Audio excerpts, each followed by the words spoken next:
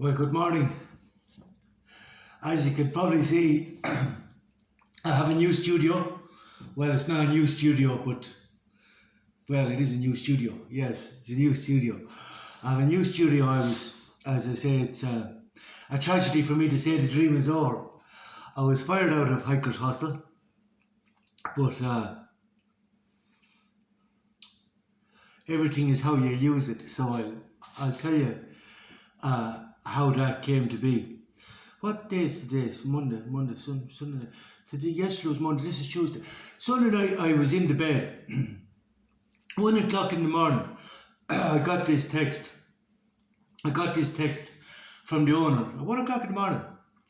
Now, I got this text to say put some money aside for electricity and water.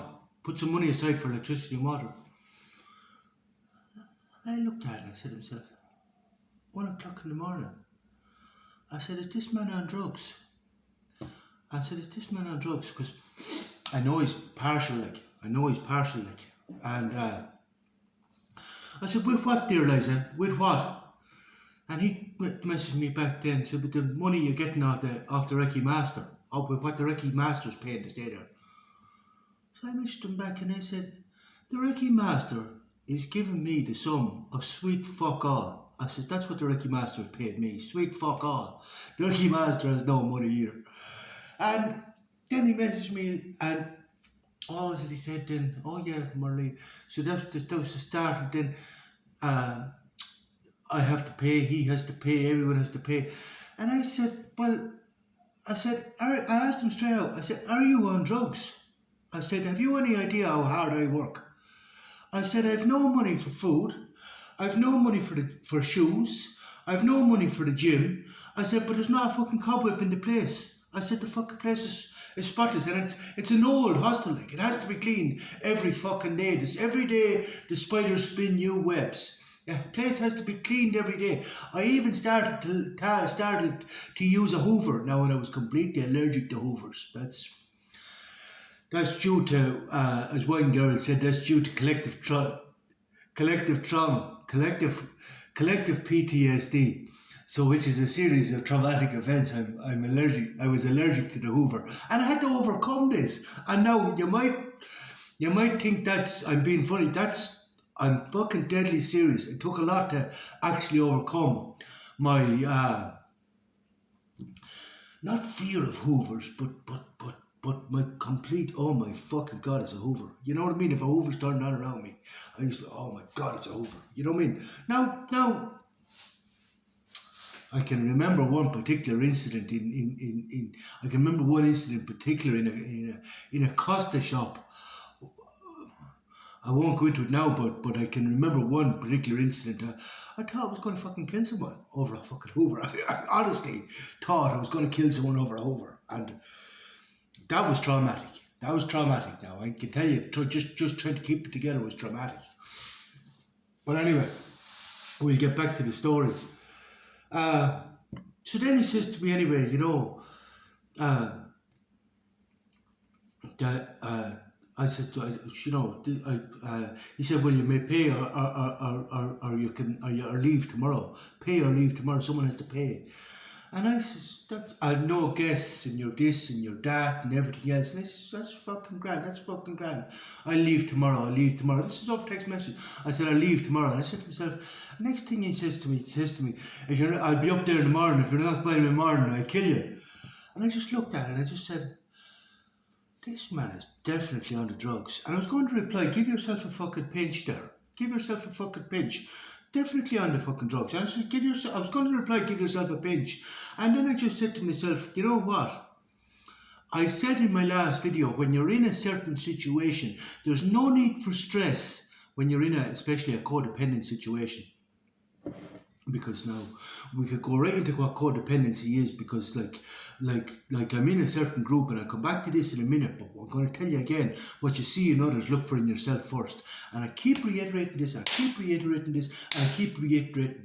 is my golden rule. Aristotle was the golden mean, but this is my golden rule, is what you see in others, look for in yourself first.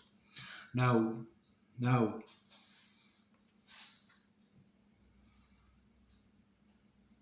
Now, I did drop the hammer on the Recce Master. And I do say what you do unto others, what you do unto others, the universe will do unto you. But I also say this is Kant's categorical imperative. But I also say, don't fear the consequences. Do what's right. And they're completely two different situations. And I just said, oh, you're way off. It was right action. What I did was right action. I thought about it. There's no need for reflection when it's done to me. You do it to me a way I absolutely fucking don't care. Yes, the dream is over. I don't care. I detach from them. Like, I embody my philosophy. I move towards a certain action. Yes, but it's a hypothesis, it's a possibility and a probability. I did want to make a cultural hub out of it, but then again, we can come back to the concept of it will still, I think myself, it will still be a cultural hub. And I'm going to try and explain this in a minute. That's a bit fucking deep for you. But I think it will still be a cultural hub. But anyway, it doesn't matter. I'll explain this in a minute. I'll try and explain this in a minute. But yeah, I did have an objective in it. But then what has to detach from that, the ego has to detach from the outcome. That's what has to detach from the outcome. The ego has to detach from the outcome. So when it came to originally, like my soul said to me, cling to this for diamonds, Dave, cling to this for diamonds. So initially I said to myself, yeah, do I want to leave, But it wasn't for me. I said to you the last day, when the opportunity presents itself, I'm gone, like a bow of hell, I'm gone. The minute, there's no need for stress. When you're in a codependent situation, there's no need for stress, there's no need for depression, there's no need for sinking into despair with your situation, there's no need for anger, there's no need for any of that bullshit. This is what comes from understanding. And all you have to do is just assess the situation and wait. But when you get the fucking gap, you fucking go. So, like a bow of hell, and I was out there in the morning. Yeah, I just said I wasn't going to, you see, this is the thing. Like, a lot of people go around with the affirmations, cling to nothing, but they don't understand, and they don't embody these affirmations or these concepts because they don't understand them. They don't think about them deep enough. Actually, they don't think at all. I'm going to give an example about this in a minute. They don't think at all. But the difference is when you fully understand them, then you can fully embody them. But when I say cling to nothing, I mean cling to nothing. I cling to nothing. I sleep in my clothes because I could be going in. I know. I could be going within 5 minutes. It's like the heat. I cling to nothing that you can't leave within 5 minutes. And say, yeah, had fun. See you around. Cheers. Bye. You know what I mean? So the first thing I did in the morning was get up in the morning, shower, think about my options. I said to the universe first, I have enough of your bullshit, I'm going home. You know what I mean? I have enough of your bullshit, I'm going home. I'm fucking going home. And at first, after the whole text message incident, I just laying in bed thinking to myself, did that just happen? And because you have to process it, and you have to think about your options, And then you have to weigh it all up, you have to say to yourself and think about yourself, the likelihood that he was on the drugs and all, But then when you think about the likelihood he was on the drugs, this doesn't come around to making excuses for him. You have to understand exactly what you're dealing with here, And I'll explain this. So then I said to the brother, I think you're coming home and all, the brother. And I said, do you have room in your house? And the brother said to me, yeah, you can come and stay with me, but you can't make any videos where you're saying anything about drugs or anything like this. So already the sanctions were starting to be laid down, and I just said to myself, whoa. This is how the frying pan into the fire. You don't want to be going from one codependent situation into another. So I just said to myself, I wouldn't mind only, the irony of it is, my next video, that I actually wanted to make a video on drugs because I watched this Netflix series called Painkiller, which is all about the opioid epidemic in America, and I want to really break this down and explain it to you and give you a different perspective on it. So my next video is about drugs. and understanding about, actually understanding, stepping back from the situation and understanding it from a completely different perspective, and not imposing your morality on nature. But anyway, that's the next video. That's another video.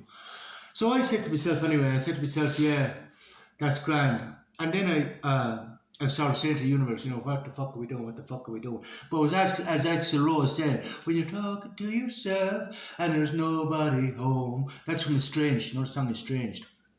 I always said Axl Rose is a lyrical genius, but that's from the song Estranged. He also said, with all the chasing seasons in my life, maybe I get it right next time. That's one of my favourite lines ever. But with all the changing seasons in my life, maybe I'll get it right next time. But as far as I'm concerned, I'm always getting it right. I didn't get anything wrong yet. Well, we're back to the situation then. I just said to myself, well, what will I do with myself? And I just said to myself, well, the first thing you do is you have to have the courage to leave. And this is when you actually embody the philosophy. When it comes from understanding, this is when you embody the philosophy. You have the courage to leave. So I left, and you throw yourself into the abyss and see where you're going to land. And here I am. I'm back in another hostel. They can't pay me, but at least I've shelter, and that's okay. They already have 4 volunteers, but at least I in striving for excellence in everything I do. One thing I do well is I fucking clean well. Like I fucking do clean well. Like I do actually strive for excellence in everything I do. Like when I was in the other hostel, I got it clean to a certain point. I remember I got it clean to a certain point, and then I sat down with this man, and we were talking about rowing technique. Even though I've never done a bit of rowing in my life, he was a rowing coach, and we were talking about technique, and I was explaining how I think you should stop the stall in the boat, and the technique that should stop the stall in the boat. And I was saying, yeah, I knew it was fucking right, and yeah. And then when I was finished to him, I was explaining to him that for me, excellence is in the detail. If you're striving for excellence in everything you do, it's in striving for the little details. The devil's in the detail. The devil is in the detail. And I was saying like that you have to pay attention to all the small details and execute them excellently. The execution of each small detail is the same as when you're striving for a goal. You have to achieve several smaller goals in chronological order in order to attain that goal. And like I know that appears that I'm not achieving my goal, but believe me, I'm on fucking track. If you actually understand life, if you understand everything, I'm on track. As I said yesterday morning, everything with reason. You know what I mean? Everything with reason. I wanted to tell you a fucking story. Maybe I still have time to tell you a fucking story. When it comes to managing your emotions, I'll try and get this in 2 minutes. When it comes to managing your emotions, I keep telling everybody it takes an understanding of nature. In order to avoid the bullshit, you have to understand nature, because this is how you thing. So I'm going to try and explain this real simple. I'm in that group, we'll call it the codependence group. We'll call it the codependence group because I'd really like them to apply my philosophy, what you see in others, look for in yourself first. I'm not saying there's anything wrong with codependency. This is a part of nature, but it's also a part of nature that we're created for each other, but it's love everybody and everything and war of all against all. It's the kind of evolutionary process to mitigate certain things and to adapt and overcome. So you will have people who want to, it's in their nature to want to. Did you ever see the film Misery, where she wanted to care for him so much she broke his 2 ankles and fucking kept him in the bed? That's codependency elevated to an understandable level if you're missing the bottom layer of it. But there's this, but I'm in this group, I may hurry this. I'm in this group anyway, and the man who owns the group put this post up, I am, to identifying with certain particular things, like I am a psychologist, I am a counsellor, I am a therapist, I am identifying with a particular, for example, if you say I am a footballer, and then your football career goes down the swan. If your football career goes down the swan, then your whole identity is gone. Do you understand what I'm saying? Like I used to say, if I said I'm a lift engineer, then my career, when I went bust, I was completely lost. I'd lost my complete identity. I was lost because I attached myself to this identity. So he was trying to explain this, and anyway, it was I am. So you know, what do you comment for this? So I commented that I am amazing. But anyway, there was in this group, I'm not going to get enough time to explain this.